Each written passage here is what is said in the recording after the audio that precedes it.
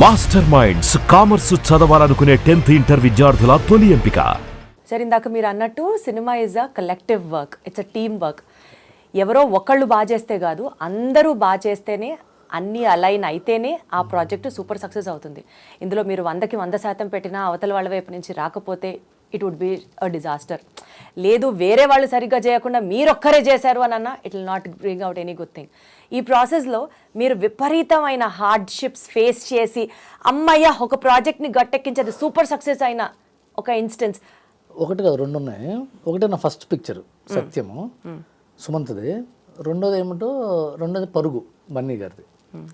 రెండింటికి విచిత్రమైన సమస్యలు. ఒకటి పర్సనల్ సమస్యలు, ఒకటేమో సినిమా సమస్యలు.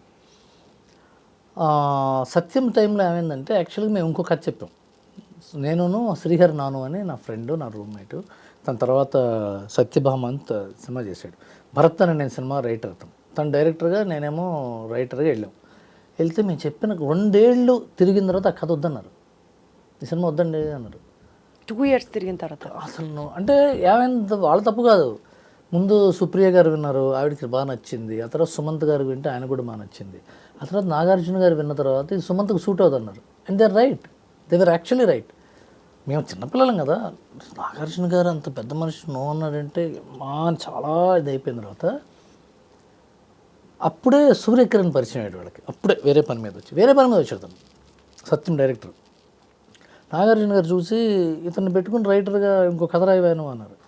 అంటే పోయింది అవకాశం అనుకున్న 9 నిమిషాల్లో ఇంకో అవకాశం వచ్చింది. 10 నిమిషాలు కూడా కాదు. ఓకే, నేను లేదా వెళ్ళిపో అన్నారు.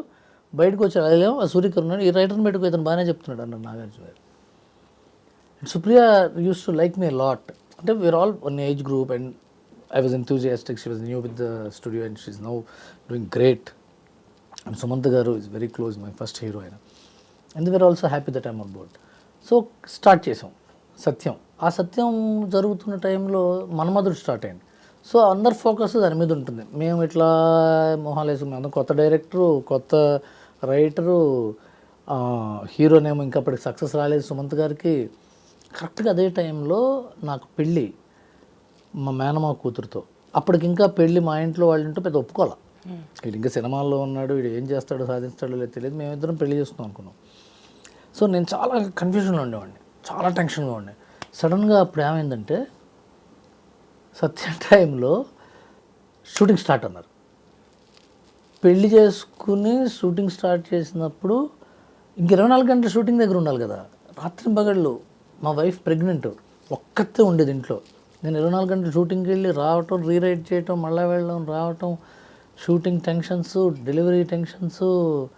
సినిమానేమో పూర్తి అయిపోయింది. నా ఫస్ట్ పిక్చర్ నేనేమో షూటింగ్ రిలీజ్ రోజున హైదరాబాద్లో ఉండాలని. మా వైఫ్ 9th month, తన్ని రాజమండ్రి కాకినాడలో దింపేసి వచ్చి నేను చాలా టెన్షన్ పడ్డాం ఎడిటింగ్. ఆ తర్వాత ఏమైంది, నేను డెలివరీకి వెళ్ళాలి. నాగార్జున గారి సినిమా చూసి ఒక 10 సీన్లు రీషూట్ చేయమన్నారు.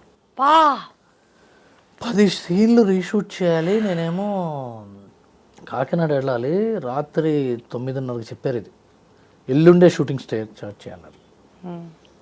నేను రాత్రి అంతా కూర్చొని, సత్యం రాజేష్ ఉన్నాడు కదా, ఫస్ట్ పిక్చర్, తను నేను పక్కన కూర్చొని, తన సీన్లో 3 ఉన్నాయి దాంట్లో. రాజేష్ అన్నాడు, నువ్వేం టెన్షన్ పడకన్నా, నువ్వు ఉండు, నేను పక్కన కూర్చుంటా అని చెప్పి తను నా పక్కనే కూర్చున్నాడు. నేను రాత్రి 3ంటికో 4ంటికో రాసి పొద్దున్న 8ంటికి నాగార్జున గారు వస్తే ఆయనకి రీడింగ్ ఇచ్చి, తమిళ్ డైరెక్టర్ తనకు తెలుగు కొద్దిగా మాట్లాడటం వచ్చు కానీ పెద్ద రాదు సూర్యకిరణ్కి. ఎందుకు తను జడ్జి చేయలేడు కదా, పంచశైలి జడ్జి చేయలేదు కానీ కథా సంబంధించిన విషయాలు అవి. చివరికి అది ఓకే చేసామండి. అది రిలీజ్ అయిన రోజున యూ హ్యావ్ టు ఫీల్ మీ, చాలా ఆనందపడ్డా. నాకు కళ్ళంబడి బొటబొట నీళ్ళు వచ్చేసినాయి. ఎందుకంటే ఎంతో కష్టపడి, నాకు చాలా ఇష్టం నాగార్జున గారు, మా నాన్నగారు నాగేశ్వరరావు గారి ఫ్యాన్. అదే కంపెనీలో నేను రైటర్ అవ్వటం అనేది it is thrilling moment for me. తర్వాత ఇది పర్సనల్ స్టోరీ, ఎవరికి పట్టింది కాదు కదా, పర్సనల్ స్టోరీ. నేను నాకు ఏవైతే ఏంటి కట్ చేస్తే పరుగు సినిమా భాస్కర్ బొమ్మరిల తర్వాత సినిమా. అది అల్లు అర్జున్ సినిమా, పెద్ద సినిమా. అది వర్క్ చేస్తుంటే నాకు భాస్కర్కి రోజు గొడవలే. నాకు నేను ఎట్లానే వాడిని, ఇద్దరం ఒకటే ఏజ్ గ్రూపు, కుర్రాళ్ళం. తను అటెండ్ అయ్యేవాడు, తను ఇటు అనేవాడు. ఇప్పుడు తను బొమ్మరిల్ డైరెక్టరు. సో తన వాల్యూకే ఎక్కువ ఉండేది, నేనేమో కాదు కూడదని ఇట్లా గొడవ. మా ఇద్దరికి పాప ఆనందరంగా పంచాయతీ తీర్చేవాడు. ప్రతిరోజు గొడవే, ఇలా రాయాలి అలా రాయాలి ఇలా రాయాలి. But he loves me not as a person. నాకు ఇప్పటికీ ఫ్రెండ్, నేను చెప్తున్నాను ఎందుకు, తను చూసి కూడా నవ్వుకుంటాడు చూస్తే. చివరికి అది సినిమా జనవరిలో రిలీజ్ అవ్వాల్సింది పోస్ట్ పోయి మేకు వచ్చేదిగో ఈ ప్రాబ్లమ్స్ వల్ల. ఆ సినిమా షూటింగ్ అండి కొడైకెనాల్లో. ఆ కొడైకెనాల్ ఏంటంటే షూటింగ్ ఎలా చేయాలంటే మిస్ట్ వస్తూ ఉంటుంది, ఆ మిస్ట్లో హీరోయిన్ చూడాలి హీరో. ఆ మిస్ట్ మన చేతుల్లో లేదు కదా, అది నేచర్, అది అలా వచ్చి వెళ్ళిపోతూ ఉంటుంది. అది దాన్ని ఆపి ఉండ కాసేపు అనలేం కదా. అది మొత్తం వస్తే మనిషి కనపడ్డు, అది వెళ్తున్నప్పుడు వస్తున్నప్పుడు తీయాలి. అది రోజుకి 4 షాట్లు తీయలేం అంతేగా. అంటే వేరే పనులు చేసుకుని వాళ్ళు మిస్ట్ వచ్చిందని తీసేవాడు. అదేంటది 200 మీటర్లు దిగి మళ్ళీ 200 మీటర్లు ఎక్కాలి కొండ. అది ఆక్సిజన్ తక్కువ ఉండేది. పైగా అదేంటి సమ్మర్లో కొడైకెనాల్ బ్రహ్మాండంగా ఉంటుంది. అది ఆగస్ట్ సెప్టెంబర్ అక్టోబర్లో చేశారు అక్కడ, చలి. చాలా హార్డ్షిప్స్ ఫేస్ చేసిన తర్వాత నాకు కరెక్ట్ December 31 నాడు హార్ట్ అటాక్ వచ్చింది. ఆ పరుగు సినిమా జరుగుతున్నప్పుడు December 31 వచ్చి Jan 1 నాడు నాకు ఏదో ట్రీట్మెంట్ చేశారు.